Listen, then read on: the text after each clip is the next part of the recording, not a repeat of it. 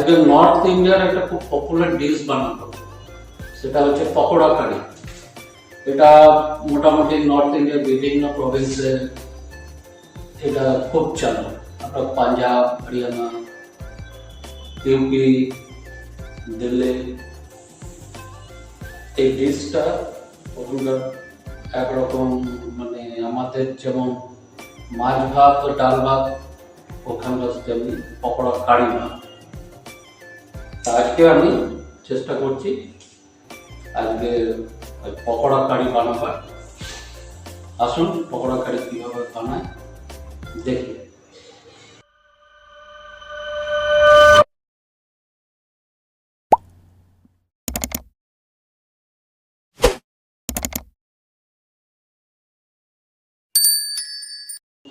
পকোড়া কারি বানাবার জন্য প্রথমে পকোড়া বানাতে হবে। তো পকোড়া বানাবার জন্য প্রথমে কাটিং চপিংও করতে হবে। চলুন কিছু কাটিং চপিং করা যায়। আচ্ছা, পকোড়া বানাবার জন্য আমি বাঁধাকপি একটু নিয়ে নেবো। তো বাঁধাকপি কাটতে হবে, খুব মিহি করে কাটতে হবে।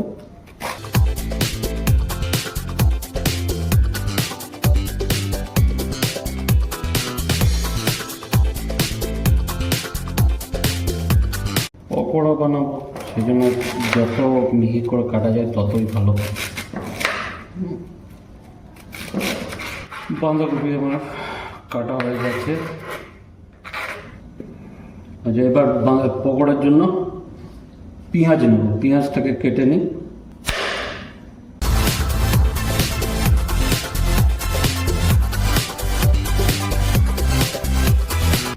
ধনে পাতাগুলোকে এবার কেটে নেব ছোট ছোট করে। এবার দুটো কাঁচা লঙ্কা দেবো।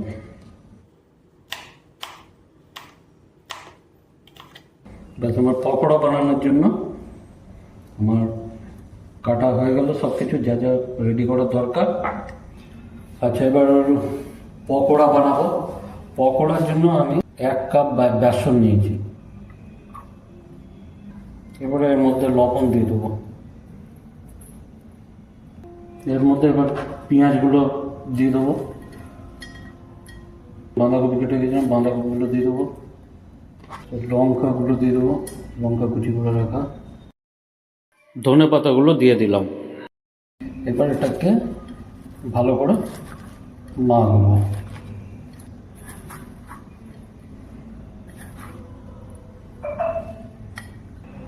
এর মধ্যে আবার একটু খাবার সোডা দিয়ে দেবো, একটু হলুদ দিয়ে দেবো, অল্প সামান্য লঙ্কার গুঁড়ো। বেশি করে জল দিয়ে দেবেন না, অল্প অল্প জল দিতে হবে।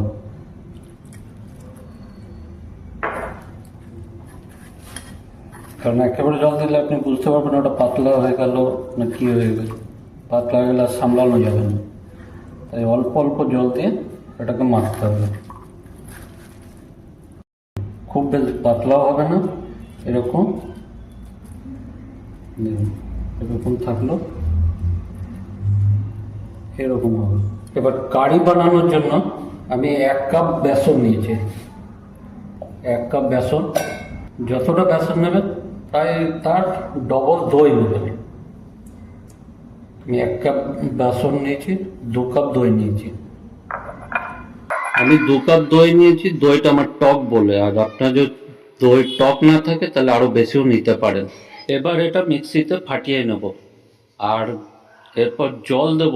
তো জল দেবেন বেসনের যতটা দিয়েছেন তার 9 থেকে 10 গুণ জল বেশি দেবেন। আমি 1 কাপ বেসন নিয়েছি, মানে আমি 10 কাপ জল দেব। এবার পকোড়াগুলোকে ভাজবো, তার জন্য তেল নিয়ে নিচ্ছি।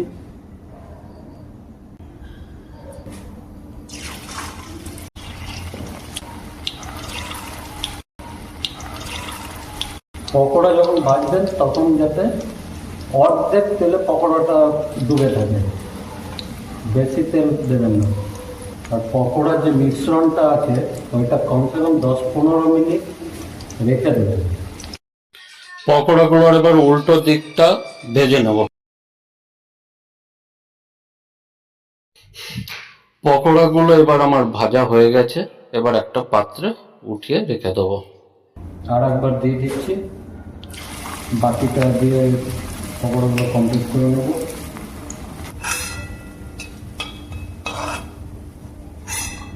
আমার পকোড়া ভাজা হয়ে গেছে, পকোড়া ভাজা কমপ্লিট। পকোড়াটা কত সুন্দর লাল এবং ভালো হয়েছে। পকোড়াটা কত মুচমুচে নরম, উপরটা মচমচে, ভিতরটা দেখুন। কারি বানানোর জন্য তেল নিয়ে নিলাম। এবার তেল গরম হয়ে গেছে, এর মধ্যে আমি জিরে দিয়ে দেবো, মধ্যে শুকনো লঙ্কাগুলো দিয়ে দেবো, রসুন দিয়ে দেবো, হালকা ভাজবো, কারি পাতা দিয়ে দেবো।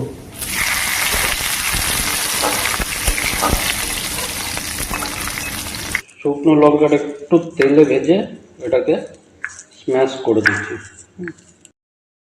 এইবার এটা দিয়ে দেবো।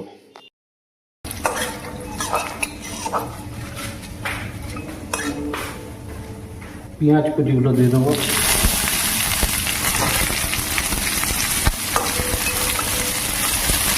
টমেটো কুচি করে রেখেছিলাম, টমেটোগুলো দিয়ে দেবো। আদা কুচি করে রেখেছিলাম, আদাগুলো দিয়ে দেবো। লঙ্কা কুচিগুলো দিয়ে দেবো।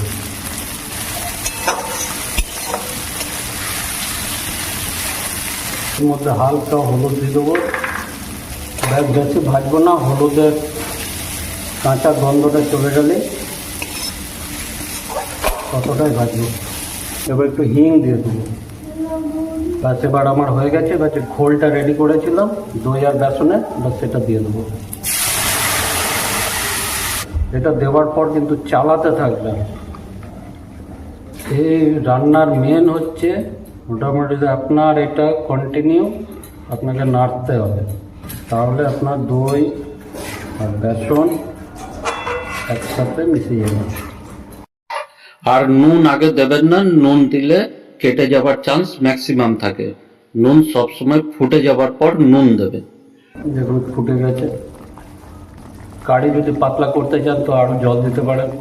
কারি কখন হয়ে গেছে বুঝবেন যখন দেখবেন উপরে এরকম মালাইয়ের মতন দেখতে পাচ্ছেন, মালাই মতন হয়ে লেগে যাচ্ছে সব দিকে,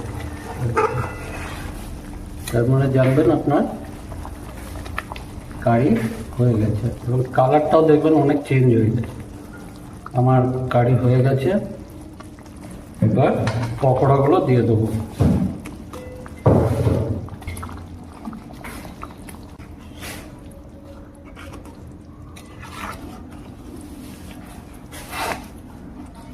এবার আমি লবণ দেব।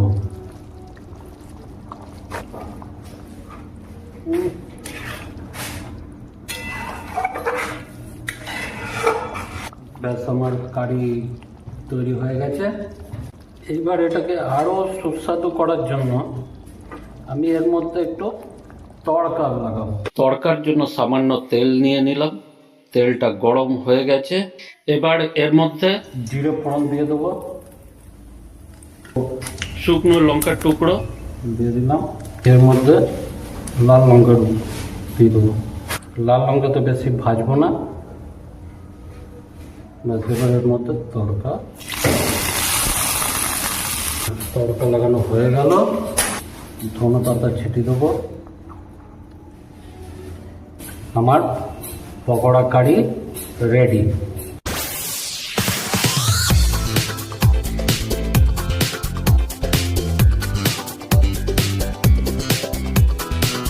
পকোড়াটা কত সফট হয়েছে, মানে এর ভিতর পর্যন্ত গ্রেভি ঢুকে গেছে।